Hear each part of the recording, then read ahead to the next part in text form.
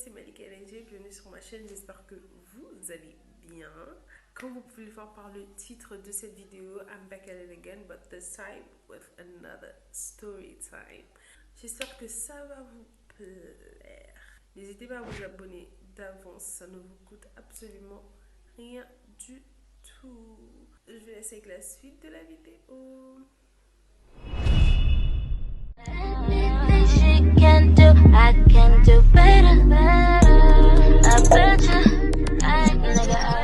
Donc, comme vous pouvez le voir par le titre de cette vidéo, je vous raconte la fois où le masque a failli me coûter la vie en fait.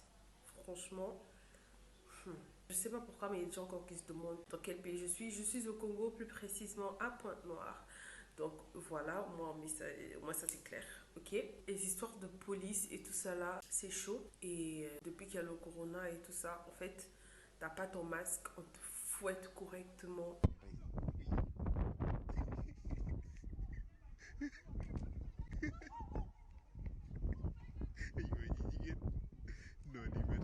T'as des amendes à payer. Bref, c'est le bordel. Donc un jour en fait, c'était à l'époque où le coup-feu il était encore pour 22h, avant qu'on le ramène à 20h. On était tous déjà rentrés, tout le monde était à la maison. Il était quoi? Il était 21h fort, disons 21h45, 21h50. Et à un moment, qui se rend compte qu'elle n'avait plus de papier toilette. Il faut savoir que là où je vis, enfin la maison, c'est pas loin du boutiquier, t'as capté. C'est-à-dire que la maison est là et le Westaf, sa boutique, est même pas une minute de la maison en fait. C'est juste. Il est limite notre voisin. Donc elle m'appelle et tout, et elle me dit non, Reine, avant que le Westaf il ne ferme et tout, cours rapidement m'acheter le PQ. Donc moi je me dis, ok d'accord, enfin il n'y a pas de souci, t'as capté. Et j'étais au salon, je suis en train de regarder, je sais plus trop quoi. Je prends les sous, je sors, je marche et tout. J'étais vraiment dans ma bulle et tout. Je suis en train de marcher, j'arrive à 2 pas du Westaf. Et je me rends compte qu'il y a des gens devant la boutique, qui sont en mode un peu agité, t'as capté. Et moi je comprends pas pourquoi. Je vois ces personnes-là qui s'agitent en train de regarder en face. Donc moi je regarde en face, je fais merde. Fuck. Je vois la brigade, la BJ de la gendarmerie.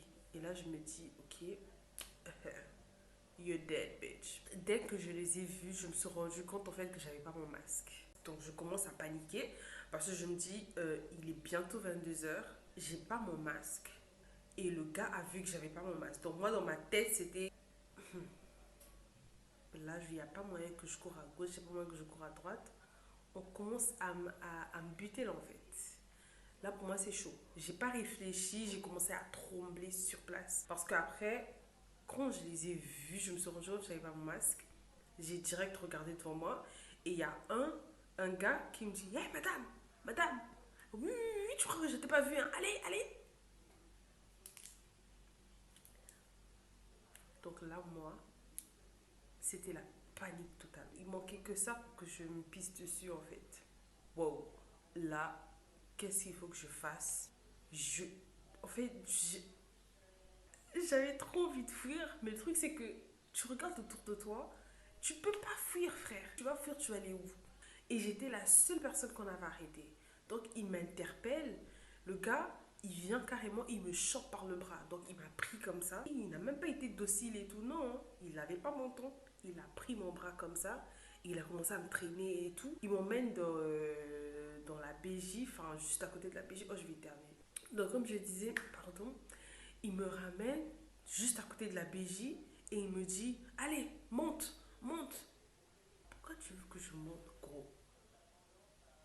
Tu veux m'emmener où? Il est 22h. Il faut savoir que ils étaient nombreux. Ils étaient au moins 5 ou 6. Dès que j'arrive devant la BJ, j'ai commencé à trembler. En fait, j'ai commencé à trembler dès que le gars m'a chopé par le bras. J'ai commencé à trembler comme une feuille. J'étais vraiment prise par la panique. Genre, c'était la première fois en plus qu'on m'a arrêtée par la police, donc je savais pas comment réagir. Donc moi, je lui dis, mais papa, je vis juste à côté. Quand je pense à ça, je me dis non. Et non mais les gars, pardon, hein, faut porter vos masques. Comme je l'ai dit en amont, quand on te chope comme ça, en fait, faut juste avoir les sous. T'as capté? Tu les donnes les sous et tout et on te laisse partir. Donc moi, je lui fais comprendre que la maison, c'est juste là. Donc s'il faut que je donne quelque chose ou je sais pas quoi, là, en plus, j'étais pas sortie avec mon téléphone, hein, les gars. Donc il y avait même pas moyen que j'appelle à la maison, que je fascine à un tel ou un tel. Il y avait pas moyen, j'étais pas sortie avec mon téléphone. Donc je lui fais comprendre en fait, papa, vraiment là, la maison est juste là. Donc si vous avez besoin de quoi que ce soit, on va seulement à la maison, on sonne, on peut même partir, on peut même partir ensemble, vraiment. J'étais devenue comme une fée. Il voulait rien savoir. Donc quand je suis en train de lui dire, je vis juste à côté, je sais comment ça se passe, on va vous régler, vraiment. Excusez-moi, j'ai oublié le masque à la maison, c'est parce que. Vous savez, le mime du gars qui a un genou qui est là. Voilà, j'étais comme ça. J'avais exactement la même tête. J'étais pas bien du tout, du tout, du tout. Bref, le gars, il veut rien savoir. Il me fait comprendre que non, on t'emmène au commissariat. Tu n'as pas ton masque, tu prends cette histoire à la rigolade, là, on t'emmène au commissariat. Donc moi, là, je me dis, je connais mon bled, en fait. Donc là, moi, dans ma tête, c'est bitch. Tu commences à mourir. Parce que il était déjà 22 heures. À cette heure-ci, c'est le coup-feu. Au un. Au deux, tout le monde est sûrement chez lui et tout ça en train de dormir. Ou je sais pas parce que tu veux sortir, tu vas aller où? C'est le coup-feu, frère. J'étais la seule personne qu'ils avaient arrêtée.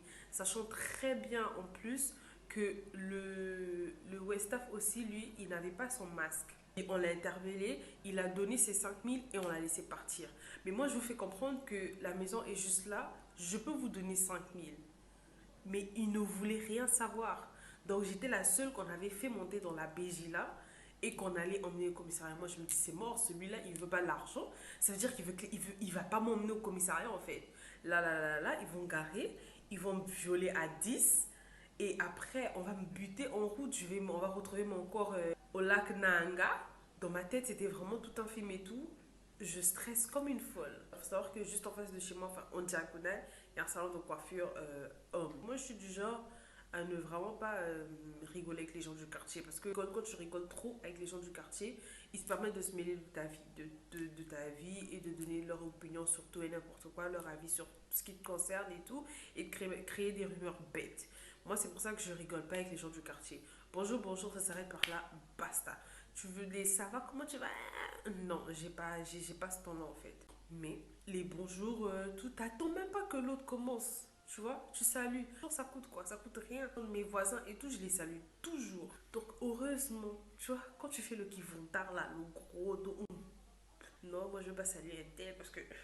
Qu'est-ce que c'est? Ah. Anyways, je fais signe au coiffeur, je lui dis, papa, pardon. Me lève vraiment ta tête. Sonne seulement là-bas. Fais signe à maman. Pardon.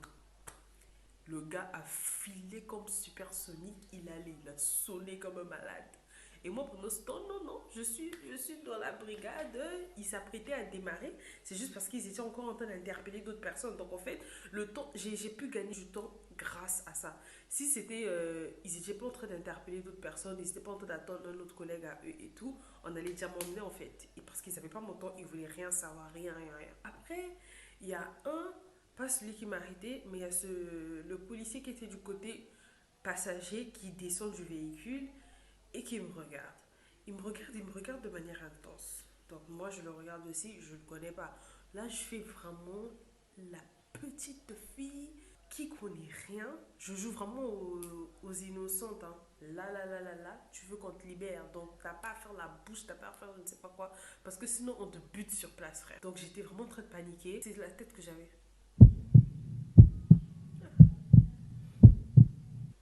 Et il me dit, non mais tu sais qu'on est en train de ramener le coup-feu à 20 heures et tout. En gros, il essaie un peu de me tirer les oreilles, de me parler. Et au fond de moi, en fait, j'étais vraiment en train de prier. Hein, en mode Seigneur, là, si tu me laisses partir avec eux, c'est fini. On va me tuer seulement, papa, pardon. Fais quelque chose. J'étais vraiment en train de prier au fond de moi et tout. Et le gars, il me regarde, il me regarde, il me regarde. Puis il commence à me faire un peu, à me tirer les oreilles sur l'histoire du masque et tout. Et moi, je lui explique que la maison, c'est juste à côté, c'est juste en face là et tout. Et je reconnais que j'ai tort, j'ai pas d'excuses et tout ça là. J'aurais dû porter mon masque, mais c'est juste que Ça m'est sorti de la tête, j'ai vraiment pas pensé à ça et tout ça. Je faisais vraiment l'innocente et tout. Et je sens que le gars, il est en train de me tirer les oreilles, mais il me réprimande dans le bon sens, tu vois. Donc en fait, plus il me parle, plus je comprends qu'en fait, on va pas m'emmener. Donc, il me parle, il me parle, il me parle. Et c'est l'autre là qui était un peu comme une brute là qui m'a brutalisé pour me mettre dans la BJ et tout, qui était un peu nerveux. Mais sinon, après, plus ils parlaient, plus je leur parlais, plus je faisais vraiment l'innocente et tout, plus je sentais qu'en fait, ils allaient me laisser partir. Pendant ce temps, le coiffeur est allé appeler maman. Et à ce moment-là, c'était la période où Michel était à la maison. Michel, ma cousine, j'ai parlé d'elle dans la story time précédente. Donc, si vous ne l'avez pas vue, je vais vous mettre le i tout juste là pour que vous puissiez voir la vidéo et tout. Donc, anyways, pendant ce temps, le coiffeur est allé appeler maman et tout. Donc, plus je parle au gars, je remarque qu'il y a ma soeur, celle qui vient avant moi, et Michel qui sont juste devant le portail et qui attendent que les véhicules passent pour traverser et venir me voir. Et je remarque qu'elles ont le téléphone de maman avec elles. Elles arrivent et tout. Et là, rien que par la démarche des deux, je me suis dit c'est fini. Elles sont en train de débarquer comme des gens qui vont venir casser des gueules là. Moi, on commence à buter à cause de cette.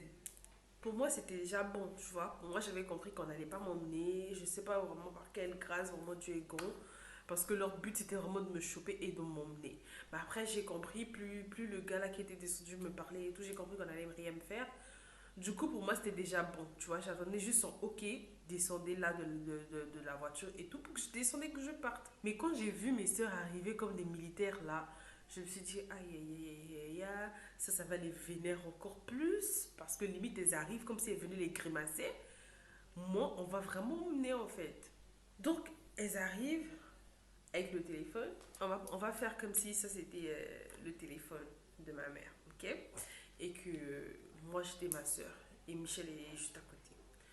Non, c'est même Michel qui avait le téléphone. Au début, ma soeur n'avait pas traversé, elle avait envoyé Michel. Michel arrive aussi avec la démarche de gangster. Elle fait ça. Et moi je dis merde. C'est pas le moment d'avoir l'attitude là, parce que moi on commence à me buter. Celui qui m'a brutalisé là, il fait comprendre à Michel qu'est-ce qu'il y a et tout. Michel lui dit non mais on veut vous passer le téléphone. Il faut savoir que ma mère, elle a une connaissance qui est capitaine. Donc, c'était lui au bout du téléphone et tout. Elle voulait passer le téléphone au gars pour que le gars parle à son collègue et lui dise de me laisser partir en fait. C'était ça le projet. Donc, le gars pète un câble. Donc, Michel, elle prend peur. Elle repart. Et c'est ma soeur qui revient maintenant vraiment comme un militaire. Hein. Genre, moi je me dis, oh Seigneur,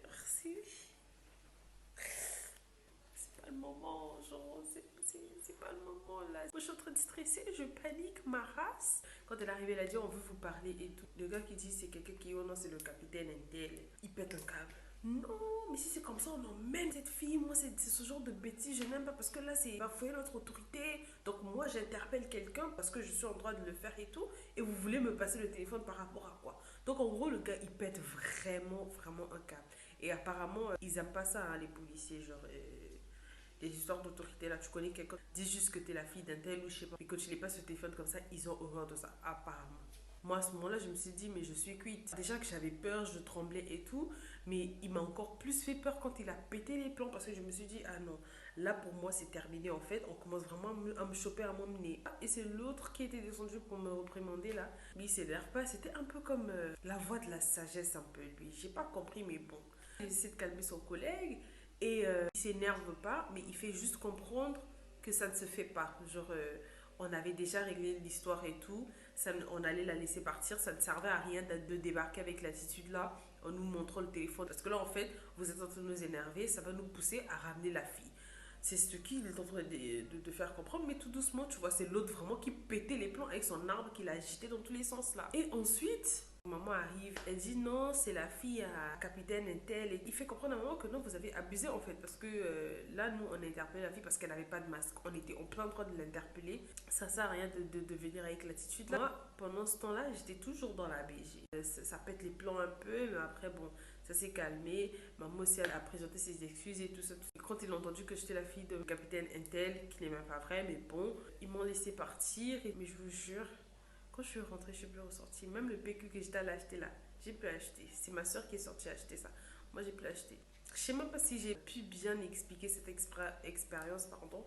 Mais c'était vraiment, vraiment traumatisant pour moi parce que ça m'est jamais arrivé et puis je savais pas où me mettre en fait. J'étais vraiment en mode. Donc, anyways, j'ai pu partir, on m'a emmené nulle part.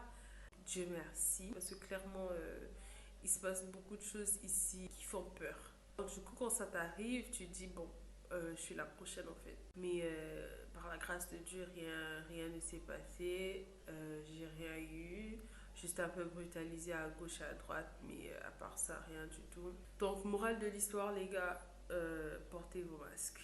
C'est chiant, c'est embêtant, ça agace et tout. Mais c'est pour notre bien quoi. En plus, on n'a pas trop le choix. Donc, autant porter son masque et puis faire en sorte de respecter tout ça pour que ça finisse vite. Hein? Que Madame Corona arrête de nous casser les couilles parce que. Et sortez toujours avec votre téléphone parce que vous ne savez pas ce qui peut se passer. C'est très, très, très, très, très important de toujours avoir votre téléphone sur vous. Just in case you can call someone, tu vois what I mean? Comme ça, au moins, tu peux facilement t'en sortir, même si pas forcément prendre le téléphone, parler à la personne, mais au moins appeler la personne pour que la personne sache ce qui se passe et devine et écoute ce qui se passe autour de toi et tout. C'est toujours important de sortir avec son téléphone, de toujours mettre du crédit et puis voilà. Donc, voilà un peu la fin de cette histoire. J'espère que cette vidéo vous aura plu. Abonnez-vous juste là. Laissez un petit like juste là. N'hésitez pas de commenter. Et on se dit à la prochaine pour une nouvelle vidéo. Bisous. Nagoma kizengi